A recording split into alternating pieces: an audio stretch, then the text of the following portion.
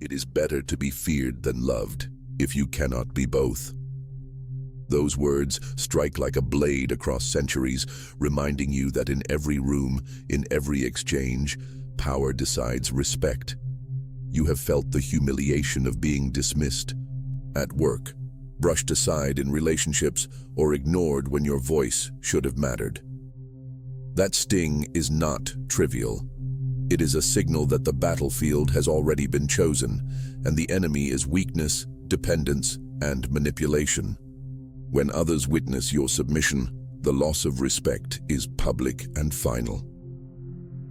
In politics, rulers who faltered before rivals were remembered not for mercy, but for collapse.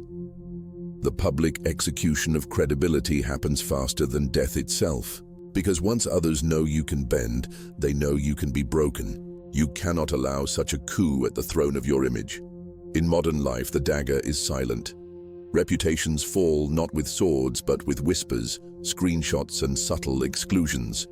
You may not bleed, but you are erased. One careless moment of tolerance toward disrespect, one failed defense of your boundary, and the cost is compounding.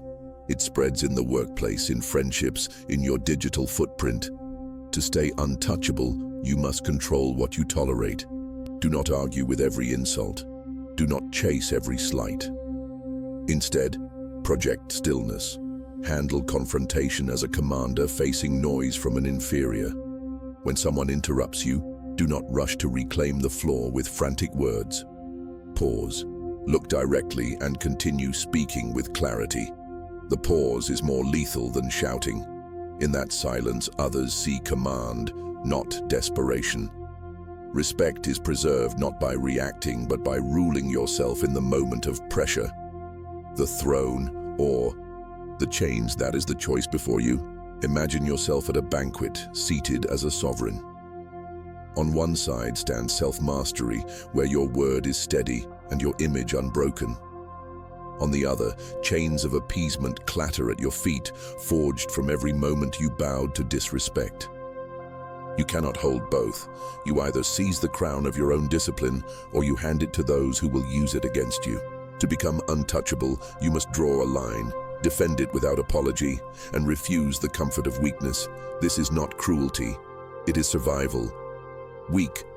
I hope they treat me better. Strong. I decide what I allow. Weak. I don't want conflict. Strong. I will not be disrespected. Weak. Maybe it's fine. Strong. My standard is non-negotiable. You are not here to be consumed. You are here to command. Stand in the room as if every word, every silence, and every decision is a move on the chessboard of your life. Bend once, and you will kneel forever. Rule yourself, and you will stand above the noise. Remember the mantra: respect is taken, never begged. The first throne you must seize is not made of stone or gold. It is the throne of your own mind. If you cannot rule there, every external victory will collapse. Attention is sovereignty. Distraction is treason. History shows that rulers lost empires not only to armies but to their inability to focus on decisive matters. When a leader allowed his gaze to scatter, opportunists struck. The same law applies to you. Every time you let your mind wander aimlessly, every time you indulge trivial thoughts while critical duties wait, you stage your own downfall. Guard your focus as you would guard a crown against thieves. Command yourself to choose one target, pursue it relentlessly, and strike until it is done. Scatter your energy, and you become your own saboteur. The throne room of your mind is filled with voices. Some are advisors, some are traitors. What you tell yourself shapes your reign. If your inner court whispers weakness, you act like a servant even when seated as a king. Modern life makes this treachery worse. Social feeds, news cycles, and comparison traps flood your inner court with noise. You scroll through endless opinions, and each one takes a seat at your table. Soon, you no longer rule. You react. The remedy is ruthless selection, Guard your self-talk as a king screens his counsel. Do not allow insults to echo in your head. Do not repeat phrases of defeat. Replace them with deliberate commands. Weak, I hope I can manage. Strong, I will execute. This today. Weak, I feel overwhelmed. Strong, I choose one battle now. Weak, maybe I am not ready. Strong, preparation is my weapon. The words you allow become laws in your kingdom. Speak as a ruler, not as a pawn. But beware of the betrayal within. The most dangerous coup does not come from outside enemies, but from your own mind plotting against you. Imagine for a moment that your thoughts form factions. One seeks order, another seeks comfort, another seeks distraction. Left unchecked, distraction raises an army. Comfort opens the gates. Soon you are deposed, watching as weaker parts of yourself seize the crown. This is not fantasy. It happens every time you surrender to excuses or let doubt paralyze you. The throne remains, but you no longer sit upon it. To prevent this rebellion, you must train vigilance. Recognize when your own thinking begins to sabotage. Strike swiftly. Command yourself back to discipline. Rule as if each thought were a soldier that must serve your strategy or be cast out of the ranks. You may face moments when others challenge your focus directly. A colleague may press you into debate, trying to draw you into endless arguments. Do not fight on their terms. Sit back, hold your voice steady, and state your position clearly once. Then return to your task without apology. That calm authority unsettles them more than escalation ever could. They learn you cannot be dragged from your throne. In that stillness lies true command. Every time you defend your focus, you reinforce the fortress of your mind. The mind is a battlefield, and only those who rule it can remain untouchable in the world beyond. You are not entitled to sovereignty. You must seize it daily. Build walls of discipline, patrol gates of attention, execute traitorous thoughts before they spread. The external world will bend only when the internal kingdom stands firm. Remember this mantra: rule the mind, or the mind will rule you. The battlefield begins at dawn. The first light is not gentle, it is the signal of war drums echoing across your empire. Every empire, ancient or modern, understood that the morning hours carried decisive weight. Armies moved before the sun rose. Leaders made their judgments while others still slept. When you wake and act with clarity, you strike first. When you drift aimlessly, you hand the field to your enemies before the battle has begun. The one who owns the morning owns the throne. Rituals are not luxuries, they are weapons. A ruler who began his day with silence, planning, or devotion entered battle with armor already secured. The same applies now. If your first act is submission to distraction, you walk unarmed into war. If your first act is command over body and mind, you march into the day as a general. Modern life disguises the battlefield in routine, but the stakes remain. Successful figures across industries understand that mornings decide everything. A tech leader clears his schedule for deep work at dawn because he knows interruption is the enemy. An athlete trains early because discipline before sunrise shapes discipline under pressure. A military officer inspects troops at first light because order then means order later. The pattern is not random. The early hours are the one arena where the world has not yet claimed you. When you fill them with strength, the rest of the day bows to your rule. Weaponize your routine. Lay out your strategy before you sleep, so you rise without hesitation. Move your body to awaken the predator within. Guard your mind from the flood of noise. Weak, I'll see how I feel. Strong, I will execute my ritual. Weak, I'll get to it later. Strong, later is lost, now is mine. Weak, I start when I have time. Strong. Time starts when I command it. Picture an empty camp at dawn. No guards posted, no weapons ready. The soldiers asleep while the enemy advances. This is the image of a man who treats his morning lightly. The ambush is swift. The enemy takes the camp without resistance. The day unfolds in chaos, ruled by reaction instead of command. Every email drags him in a different direction. Every demand steals his focus. Every conflict finds him unprepared. He loses not because he is weak in skill, but because he surrendered the field before the first clash. To avoid that fate, you must treat sunrise as the moment of declaration. Secure your camp, prepare your soldiers, sharpen your weapons. When the world arrives with its battles, you will already be victorious. If someone mocks your discipline, do not waste energy on defense. If a friend laughs at your early rise, reply calmly, "I guard my mornings because I guard my throne." Then return to your path. Leadership is not convincing others, it is ruling yourself with such consistency that their noise cannot pierce your armor. Let them see the results while they still wonder why you march differently. Every morning is war. Every sunrise is a call to arms. If you rise with weakness, you kneel all day.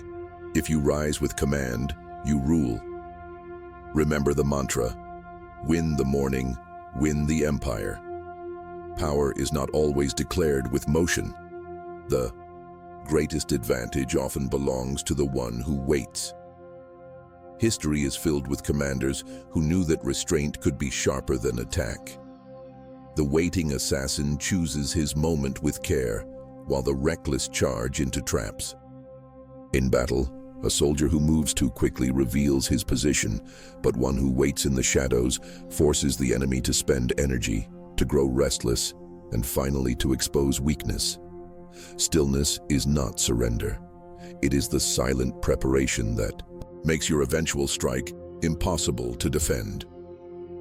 Machiavelli observed that fortune favors the bold, but boldness is not the same as noise. Sometimes boldness is patience sharpened into a weapon. In modern life, stillness has become rare, and that is why it is powerful. In negotiation, silence is not empty. It is a force that unsettles weaker minds. When you hold your ground and let the other person fill the space, they often reveal more than they intended. They offer concessions, backtrack, or expose insecurity. You do not need to crush them with words. You need to let their own urgency undo them. The same is true in conflict. If someone challenges you with aggression, do not always answer immediately. Pause, breathe, look them in the eye. The silence says more than retaliation could. It communicates control. It signals that you will act on your terms, not theirs. Weak. I must defend every point. Strong. I speak only when it matters. Weak. I react to their pressure. Strong. I let silence make them sweat. Imagine the predator in the shadows. A wolf waits while the prey stumbles in. Panic. The prey moves faster, thinking it can escape, but each step drains its strength. The wolf conserves energy, studies movement, and chooses the perfect moment to strike. This is the model of power through stillness. Most people waste themselves. In frantic activity, they rush, overtalk, and overcommit. In their haste, they reveal weakness. By mastering restraint, you become untouchable. You see more clearly. You move only when it is decisive. You stop bleeding strength on battles that do not matter. The world expects you to be frantic. When you are calm instead, you are feared. The quiet leader holds more influence than the loudest voice in the room. If you face disagreement, practice calm command. When someone pushes you to decide instantly, do not yield to their tempo. Say firmly, "I will respond when I have considered it fully." Then hold that line. They may press harder, but every attempt only reveals their lack of control. Your patience becomes your shield. Your timing becomes your sword. By not allowing others to dictate your rhythm, you show that your throne is guarded. You do not chase their approval. You rule yourself. Weaponizing stillness is not withdrawal from life. It is the art of saving force for the right strike. In war, the army that breaks formation loses. In life, the person who breaks discipline loses. To remain untouchable, you must know when to wait, when to act, and when to let silence fight for you. Stillness is not weakness. Stillness is the mark of the ruler who knows his power cannot be rushed. Remember this mantra: silence is the sharpest blade. Machiavelli taught that when threats arise, they must be crushed completely. Half measures invite return. A prince who eliminates rivals decisively secures stability, but one who spares them often seeds his own destruction. History records countless rulers undone not by enemies in open war, but by enemies they failed to eliminate when given the chance. Ruthless elimination is not cruelty for its own sake, it is clarity that survival demands. You cannot remain untouchable while dragging weakness beside you. Every indulgence, every tolerated flaw, every toxic tie becomes a dagger waiting to strike your back.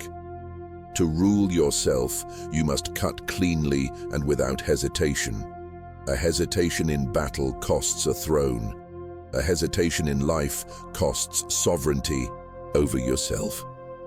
In the modern world, the purge is not of rivals in court, but of distractions, toxic relationships, and wasted hours that eat away at your power. Look at your environment. Who drains your energy? Who chips at your confidence? Who subtly disrespects your standards? Untouchable men do not carry such weight. They remove it without apology. Weak. I can't cut them off, it would be rude. Strong. I will not allow poison in my court. Weak. I'll deal with this habit eventually. Strong. I strike it now. Weak. I don't want to seem harsh. Strong. My survival comes first. If your mornings are stolen by scrolling, eliminate it.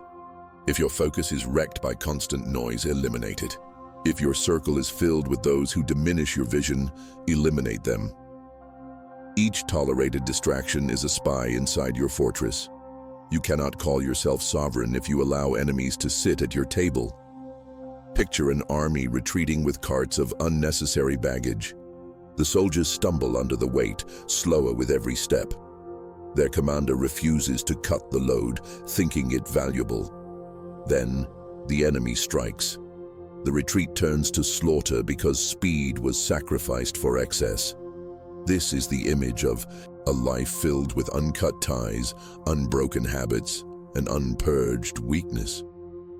You are crushed not by the enemy's strength, but by the weight you refuse to discard. Untouchable men understand this law. They carry only what strengthens them. Everything else is burned before it becomes a liability. The purge is not a loss, it is liberation. To move with force, you must travel light. To command with power, you must rule without dead weight pulling you back. If someone protests your elimination of them from your circle, do not engage in endless justification. State calmly, this path no longer aligns with mine. Then withdraw. Do not debate. Do not soften. Do not reopen what has already been closed. Calm finality is more commanding than explanation. They will test your resolve. Let them. Their protest only proves you chose correctly. Your court must serve your throne, not sabotage it. Ruthless elimination is not hatred. It is ordered. It is discipline.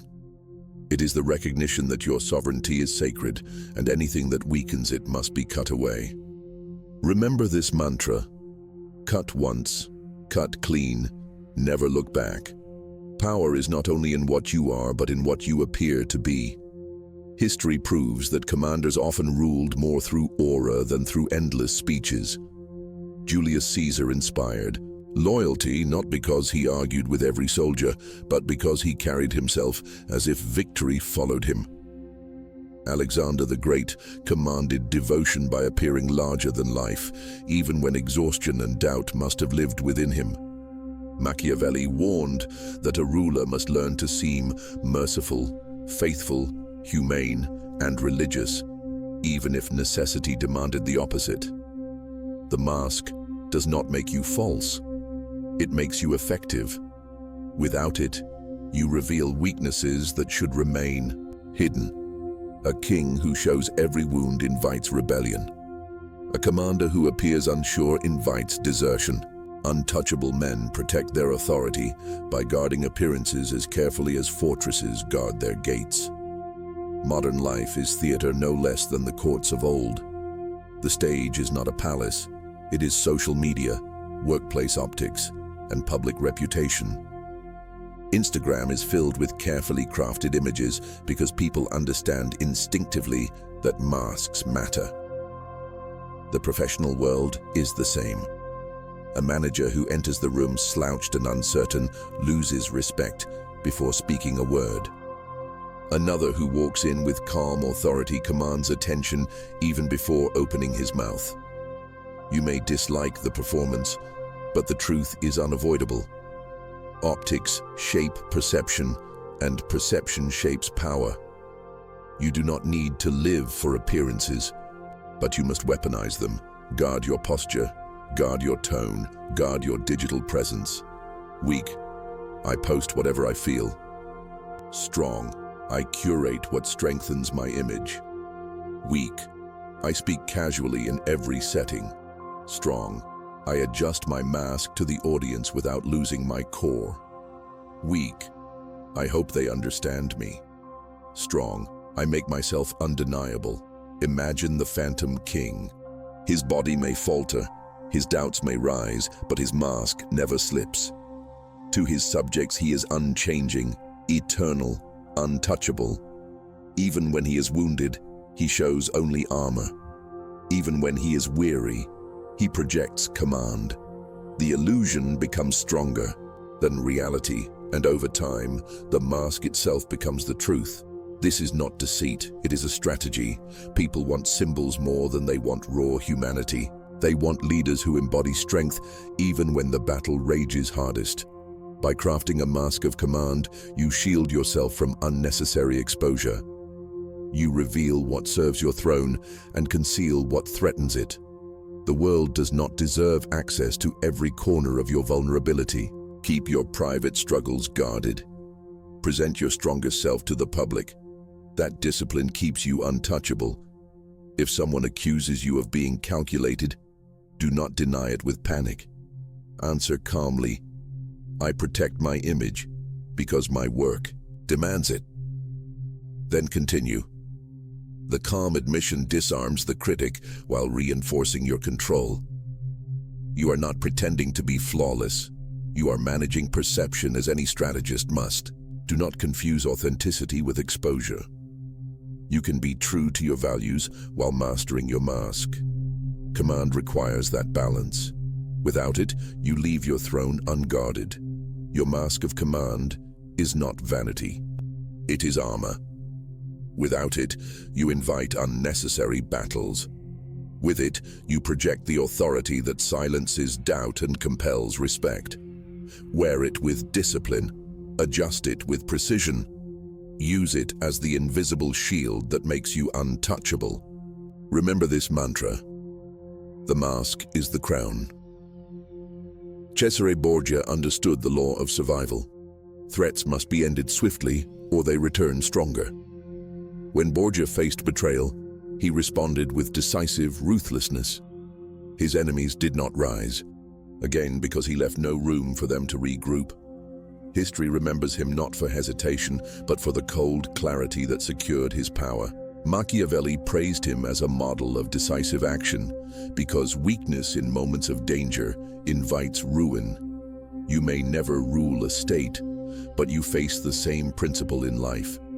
when you tolerate open disrespect, when you delay necessary cuts, when you let betrayal linger, you invite your own downfall. Untouchable men carry an inner assassin, a part of themselves that strikes when hesitation would destroy them. In modern life, ruthlessness is not bloodshed, it is boundaries. Coldness is the discipline to say no without apology, to protect your energy as a general protects his army. Weak, I'll help even though I don't want to. Strong, I decline because my time is mine. Weak, I hope they understand my limits. Strong, I enforce my limits with or without approval. Weak, I should explain more so they don't feel hurt. Strong, I state my boundary once and move on. Coldness does not mean cruelty, it means calm refusal. When someone tries to manipulate you into constant availability, your assassin is the sharp word no. When a colleague pushes your patience, your assassin decides to withdraw without guilt. Without that cold side, you become a servant to every demand. With it, you become untouchable because your throne is protected by a blade none can see but all can feel. The blade within does not swing recklessly. It is hidden, silent, waiting until the moment requires it. Imagine a ruler who appears calm, approachable, even gentle, but when disrespected beyond the line, his hidden assassin strikes and the act is final. No one doubts his command again. This is the principle you must embody. Carry patience, but know that a decisive part of you is always ready. That hidden assassin inside you must act without delay when weakness would compromise you. The strike is not in anger, it is in clarity. You do not need to announce it. You simply end what endangers your sovereignty. The more disciplined you are in restraint, the sharper the strike when it comes. People may test you once, they will not test you twice. If you face someone who challenges your refusal, do not stumble into long defenses. Hold your ground with calm finality. If pressed, say, "I've made my decision, nothing more." The assassin within has spoken. The debate is over. That single phrase ends the matter with more force than hours of justification. Untouchable men are not loud in their coldness. They are firm, brief, and absolute. This is the ruthless edge that makes others think twice before trying to exploit you. The inner assassin is not cruelty but protection. Without it, you are exposed. With it, you are a sovereign who cannot be pushed, guilted, or cornered. You must cultivate that cold side, not for daily use, but for decisive moments where hesitation costs your crown. Remember this mantra. The blade within defends the throne. Power is not born from denial of aggression, but from mastering it. The Romans understood this. Their gladiators were not only fighters in an arena, they were symbols of channeled violence turned into ritual, order, and respect. The brutality of the games was contained within a system that rewarded discipline as much as ferocity. A gladiator who fought with precision and restraint was honored even more than one who swung wildly. The empire transformed primal rage into a spectacle of control, reminding citizens that strength, when harnessed, commanded reverence. That same lesson applies to you. The wolf inside cannot be chained forever. If you bury it, it does not disappear. It waits, festers, and eventually breaks out destructively. But if you feed it strategically, it becomes a weapon at your command. In the modern world, aggression finds new arenas. Entrepreneurs compete not with swords, but with relentless energy. Athletes rise to dominance not because they are free of hunger, but because they direct it.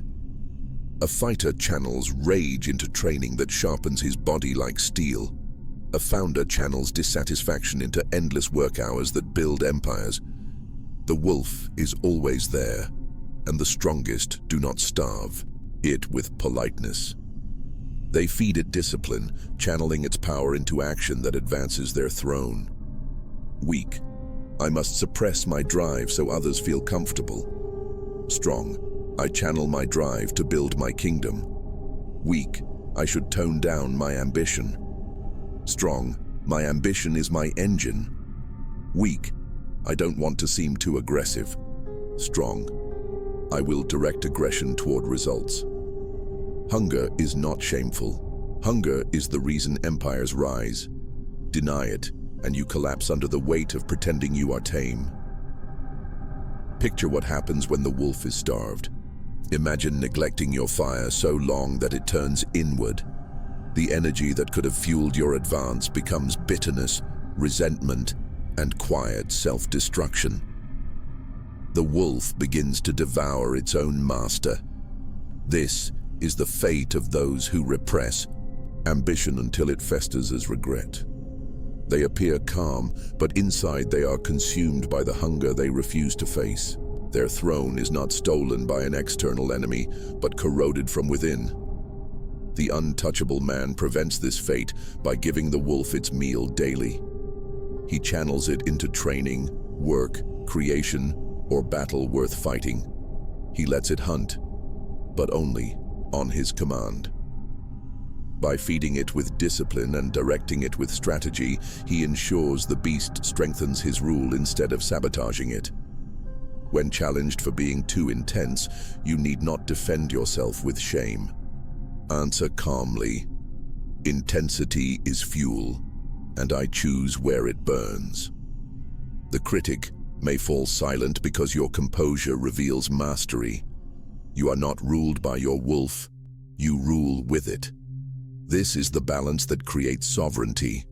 Others may waste their hunger on petty fights or bury it under weakness. You harness it, you direct it. You use it to break chains and claim territory. The wolf is your ally, not your enemy. Starve it and it consumes you. Feed it recklessly and it destroys others without purpose. But feed it with discipline and it becomes the beast that guards your throne. Remember this mantra. Feed the wolf or be eaten by it. Life is a chessboard, and every move reveals whether you will rule or be sacrificed. History remembers the ones who thought 10 steps ahead, while others saw only the square in front of them. Napoleon studied terrain and timing as if the battlefield were a living board. Sun Tzu warned that victory comes from calculation long before the clash of swords.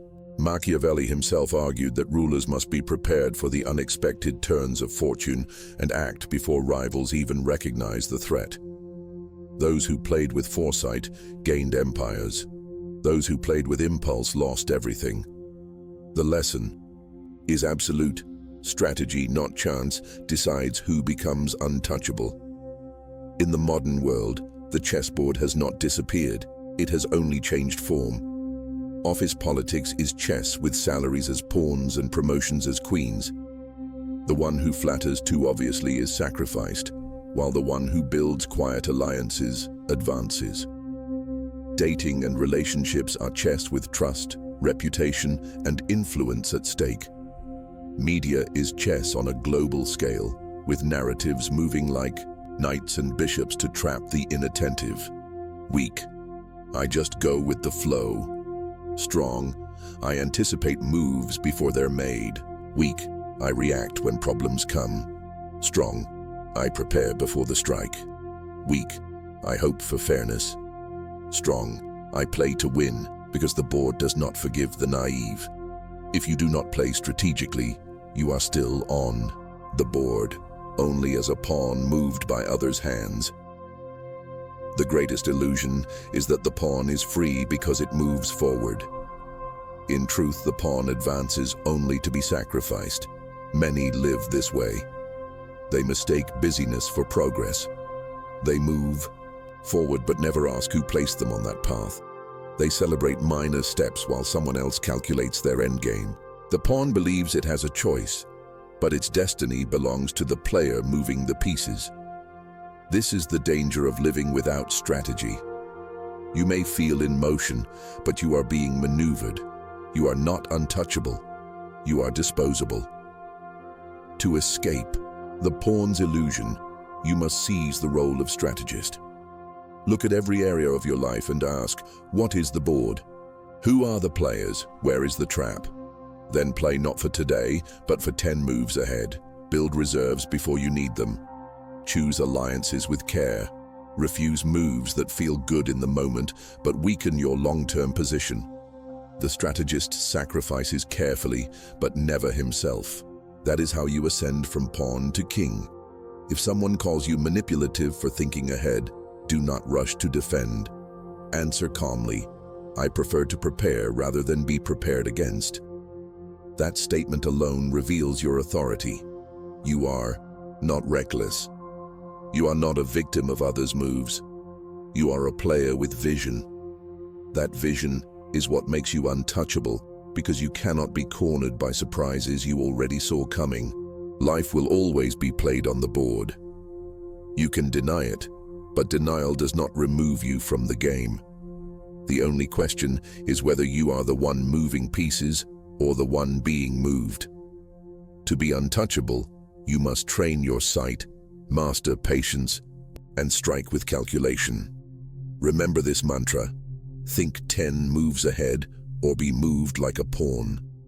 Discipline is the forge where men become untouchable. The Spartans knew this truth and built their empire on it.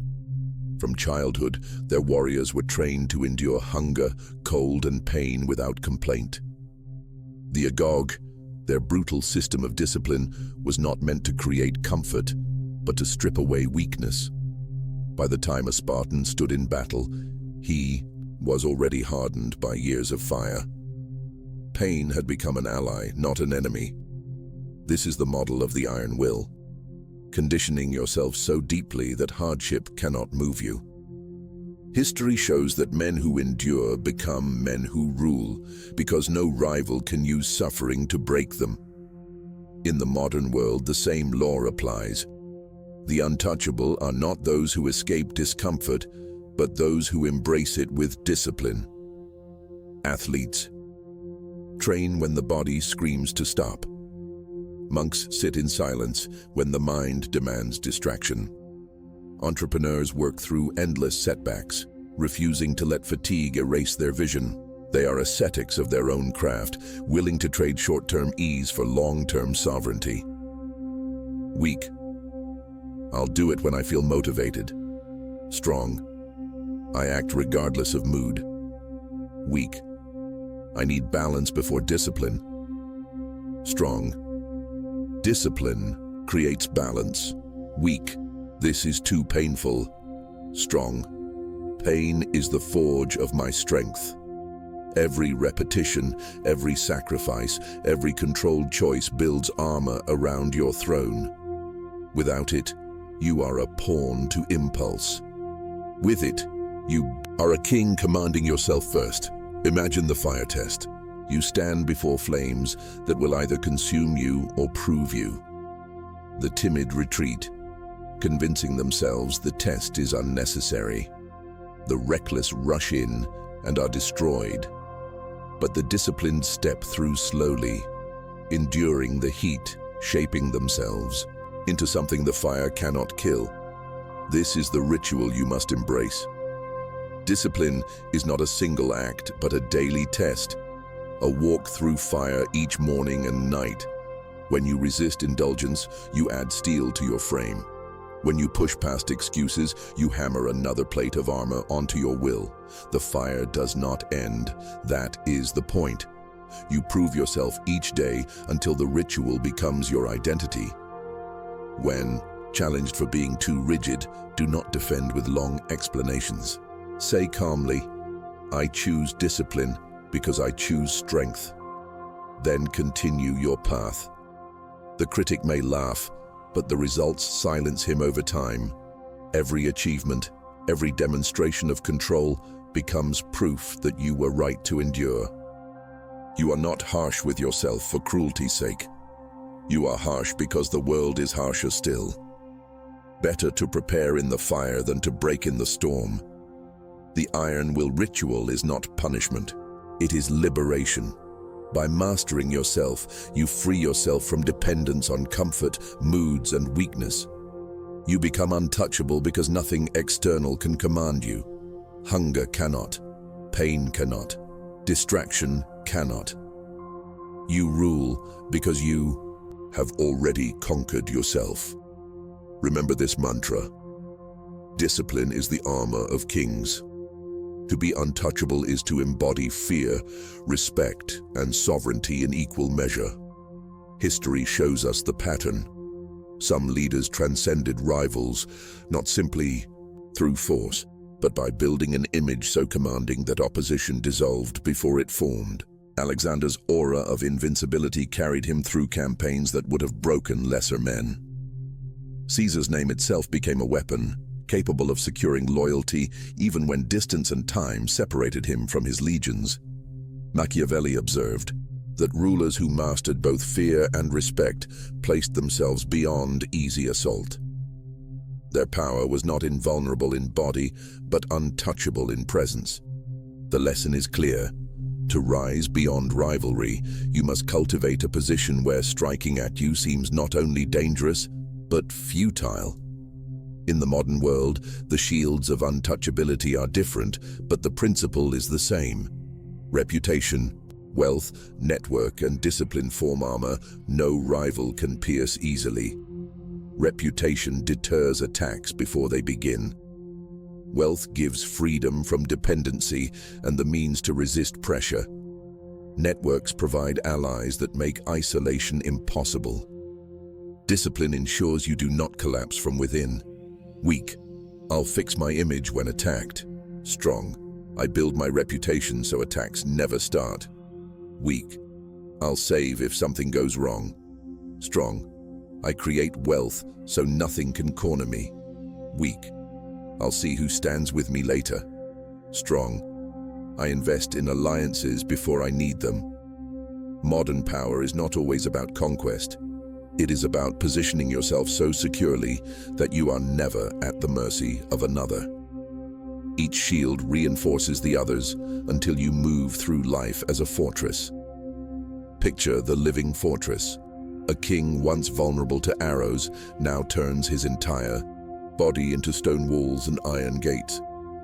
Enemies approach, but every strike glances off the citadel. They circle, they scheme, they threaten, yet they cannot break through.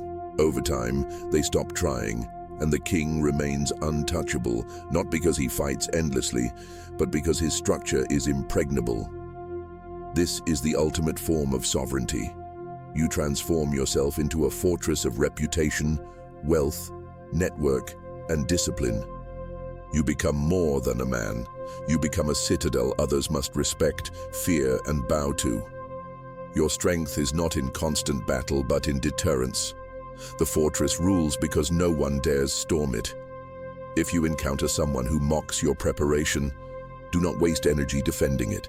Say calmly, "I build so I cannot be broken." That single phrase reveals your vision and disarms their short-sightedness. You are not preparing for small skirmishes. You are forging untouchability. Every boundary you enforce, every asset you secure, every discipline you strengthen is a stone in the wall. Piece by piece, the citadel rises until even the boldest rivals hesitate. Becoming untouchable is not about arrogance or cruelty. It is about sovereignty. It is about building a life where you cannot be ruled by insult, temptation, scarcity, or betrayal. History shows the model.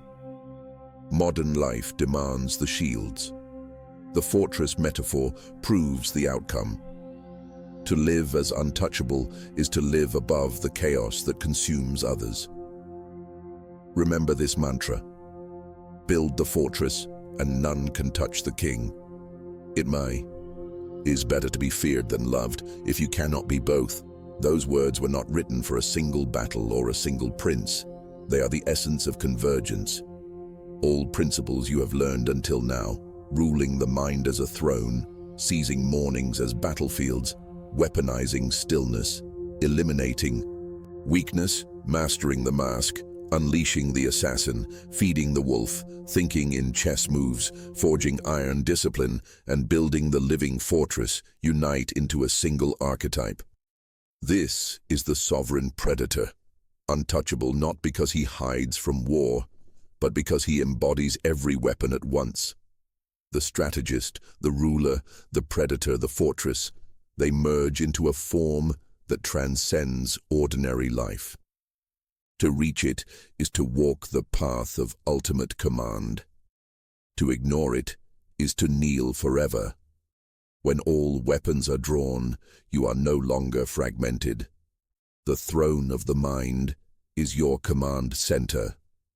The battlefield of dawn is where you set your advance. Silence becomes a weapon as sharp as the assassin's blade. Elimination cuts chains that would drag you down. The mask shields you from unnecessary exposure, while the wolf feeds your fire. Chess vision allows you to anticipate enemies long before they strike, and iron rituals ensure you endure where others break. History rewards this convergence. Great rulers who embodied many of these traits became legends not because they mastered one weapon, but because they forged them into a single strategy. Untouchable men do not rely on luck. They unify principles into a fortress of presence and power. This is not an abstract ideal. It is the most practical law of survival. Fragmented men fall, integrated men rule. In the modern world, the throne or the chains are still the only two choices. Either you ascend to sovereignty, or you are consumed by demands, distractions, and manipulations. You see it every day. The man who rules his mornings, his mind, and his image walks into a room and commands it without effort. The man who neglects discipline, who reacts instead of anticipates, becomes a pawn in games he does not even see. Weak, I'll deal with things as they come. Strong, I see 10 moves ahead. Weak, I want everyone to approve of me. Strong, respect matters more than approval. Weak, I'll change when forced. Strong, I change before necessity demands it. The throne or the chains, there is no middle. If you do not claim sovereignty, someone else will claim it over you. This is not cruelty. It is the law of power. To be untouchable, you must choose command now or remain prey forever. The eternal archetype is the vision of what you become when all these weapons converge. Imagine yourself as a sovereign who no longer reacts in fragments but embodies command as his natural state. You rise each day with discipline, already forged, aggression already channeled, focus already crowned, silence already armed. You wear the mask that conceals weakness, but beneath it stands the assassin within, patient and sharp. You are surrounded by shields of wealth, reputation, and alliances, a fortress that cannot be stormed. You are no longer just a man fighting for respect. You are a citadel of sovereignty, a predator that commands fear without striking, a ruler who holds the throne without begging for it. To others, you appear immortal, untouchable, as if fate itself bends to your command. This is not fantasy. It is the archetype you step into when you refuse weakness in every form. Bit by bit, choice by choice, discipline by discipline, you transform into the sovereign predator. When confronted with critics who say you are too cold, too disciplined, or too strategic, do not waste time convincing them. Say calmly, I build myself to be untouchable, then move forward. Their discomfort is proof that your path is working. Those who have no throne always resent those who do. Their resistance only reinforces your strength. You need not lower your crown to explain its weight. The sovereign predator does not chase approval. He commands respect by existence alone. This convergence is the final form. All principles sharpen into one weapon: sovereignty. You are not merely playing defense. You are not merely building shields. You are embodying the predator who rules, not through noise but through presence, not through chance but through design. Every weapon you have learned unites into an identity that cannot be touched by insult, by manipulation, or by fear. That is the Machiavellian law of power. Master yourself, unify your strategy, and ascend beyond rivalry. Remember this mantra: all weapons as one, the sovereign cannot fall. The final law is simple: rule yourself or be ruled. You have seen how easily respect collapses when even one moment of weakness is tolerated. In the modern world, a single act of submission can stain your image permanently. The colleague you allow to interrupt without correction will interrupt you forever. The partner you allow to speak with contempt will repeat it until it defines the relationship. The friend you allow to cross boundaries once will assume the boundary never mattered. Tolerate disrespect one time, and you kneel for a lifetime. This is not paranoia. It is the reality of power. Those who watch you take note of what you allow, and once they see you yield, they will treat you as conquered. Yet the reward for sovereignty is unmatched. History shows that those who ruled themselves first became untouchable to others.